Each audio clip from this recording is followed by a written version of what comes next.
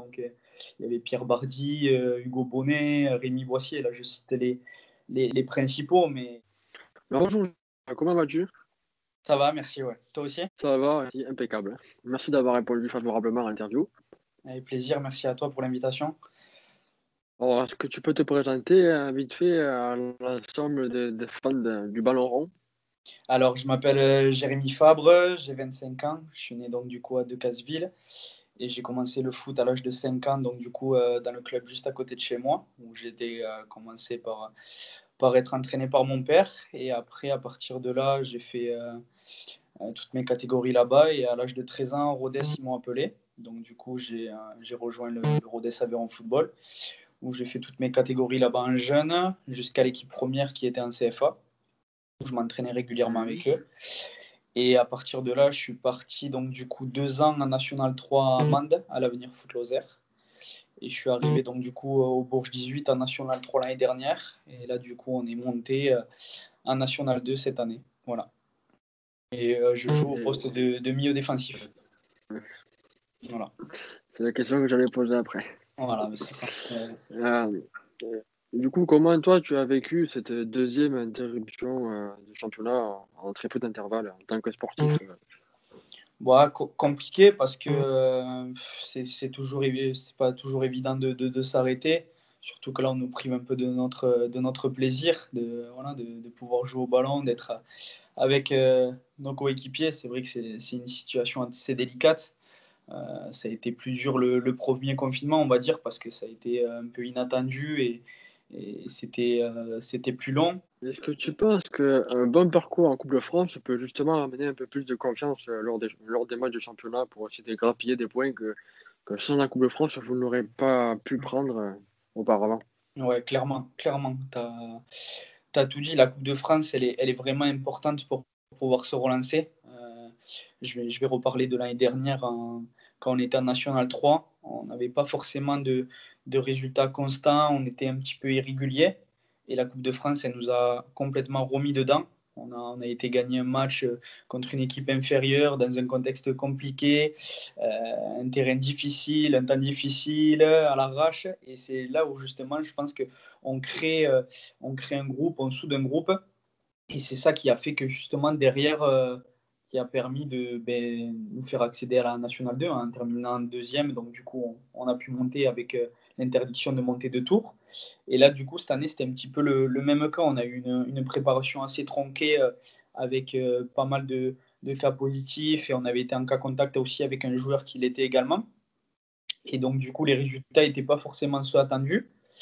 Et la Coupe de France nous a permis de se remettre dedans en gagnant, en engrangeant de la confiance, en remarquant des buts, en étant solide défensivement. Et c'est sûr qu'elle est primordiale ouais, pour une équipe. Puis nous, en tant que joueurs, la Coupe de France, c'est un rêve pour tous. Dès qu'on entend la Coupe de France, on a tous envie d'aller le plus loin possible, essayer de faire des jolis parcours, de jouer contre de grosses équipes. Donc c'est toujours un plus. Ouais. Est-ce que toi tu as eu la chance de jouer justement contre une belle équipe en Coupe de France Ouais, lors de mais ta carrière, même si elle n'est pas encore terminée, tu vois? non, j'espère pas, elle est trop courte encore. Mais j'ai eu la chance de jouer un, un 7e tour de Coupe de France contre le Red Star, qui était en Ligue 2, quand j'étais à l'Avenir Foot Lozère en Mende. Ça avait été une journée énorme. Il y avait eu, je sais pas, 1500 à 2000 personnes, je crois, qui étaient venues nous voir. Non, c'était vraiment un match ouais, alléchant. En plus, sur ce match-là, je fais une passe décisive sur le deuxième but quand on revient à 2-2. C'était une explosion. Là. J'étais comme un fou. Il y avait mes amis et mes parents dans les tribunes, donc j'étais encore plus fier. Et on n'est pas passé loin de l'exploit. On prend ce troisième but justement à la fin, mais c'était vraiment un bon souvenir. Ouais. Et du coup, c'est une question que je n'avais pas posée, mais une question par rapport aux médias. Quand on est en Coupe de France, qu'on France est un club de Ligue 2, est-ce qu'on Ouais. sent vraiment la ferveur des supporters? Est-ce qu'on voit le rôle des médias qui se rapproche de plus en plus de vous? Parce que forcément, ben, vous êtes un plus en lumière et du coup, ben, ils s'intéressent un peu plus à vous. Ouais, clairement. C'est vrai que déjà, rien qu'auprès des supporters, du public, on le sent. Il y a un engouement. Déjà, il y a beaucoup plus de monde qui vient au stade.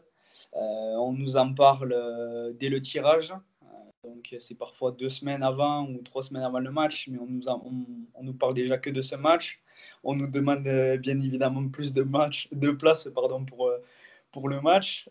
Donc oui, il y a un réel engouement. Même nous, il nous tarde dans nos têtes, inconsciemment, on y pense, même si c'est vrai, il y a des matchs auparavant, mais on a envie de jouer, on a envie de créer l'exploit. Donc oui, il y a beaucoup plus d'engouement, ouais, ça c'est sûr. Et surtout quand on est quand on est dans la peau du petit et qu'on reçoit le gros, c'est encore plus galvanisateur, on va dire. Ouais.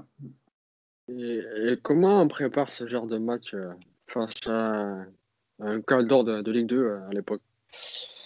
Bon, on va dire, on le prépare de la même façon que les matchs de d'habitude. Justement, c'est là où il faut pas changer nos habitudes parce que si on commence à s'éparpiller, à regarder à droite, à gauche, à commencer à faire le match la veille, c'est là où on va justement y perdre de l'énergie et y perdre de la concentration.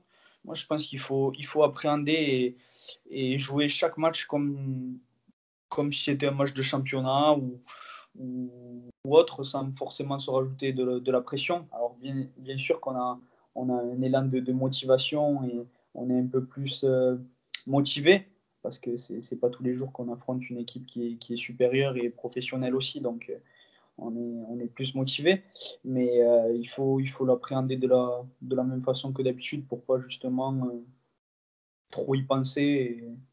Maintenant, on va parler de tes 5 saisons, si je ne me trompe pas, que tu as passé à Rodez avec l'équipe réserve.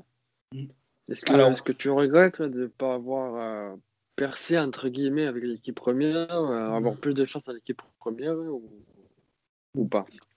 Alors bon, moi je suis arrivé déjà à Rodez, donc du coup j'avais 13 ans. Donc du coup j'ai fait toutes mes catégories de jeunes et tout. Je suis resté à Rodez presque 10 ans, je crois. J'ai fait presque 10 saisons là-bas et où j'ai eu la chance justement d'être capitaine avec l'équipe réserve et qui était en DH pendant plusieurs années. Et en contrepartie, je m'entraînais régulièrement avec l'équipe première qui était en CFA à l'époque. Et donc du coup, oui et non, j'ai un petit regret de ne pas forcément m'être imposé en équipe première. Mais avec du recul, j'étais beaucoup trop jeune, j'étais beaucoup trop tendre, trop frêle encore. D'être parti de Rodez, ça m'a énormément servi pour me faire grandir et me faire mûrir en tant que joueur aussi. J'avais besoin de sortir un petit peu de mon cocon familial. Donc, il y avait Pierre Bardy, Hugo Bonnet, Rémi Boissier. Là, je cite les principaux, mais vraiment beaucoup. Et on avait déjà un groupe de qualité. Donc, pour moi, à l'âge de 18 ans, m'entraîner avec ce groupe-là, c'était déjà quelque chose d'énorme. Et j'ai énormément appris pendant cette période et qui me sert et qui me servira encore par la suite, ça c'est sûr. Du coup, qu'est-ce qui te manque pour pouvoir évoluer un cran au-dessus avec Bourges 18 ou avec ou avec une autre équipe?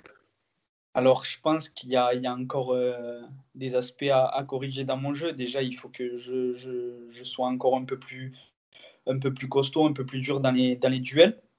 Après, je pense que j'ai des axes de progression dans la finition, à être encore un peu plus décisif.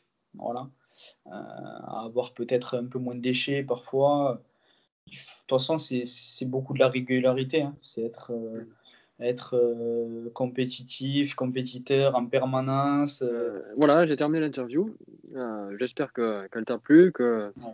ça t'a permis de passer une belle Bon, demi-heure, on va dire, et que tu as apprécié l'échange avec nous, les petits médias, entre guillemets, pour que tu vois que tu te rapproches un petit peu plus du football professionnel.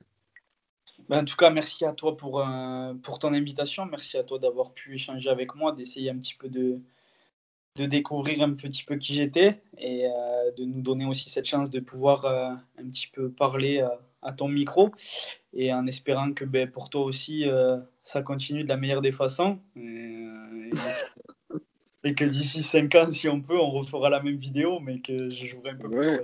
Top. Voilà. ben, je te souhaite le meilleur. Bon, merci beaucoup en tout cas. Avec plaisir.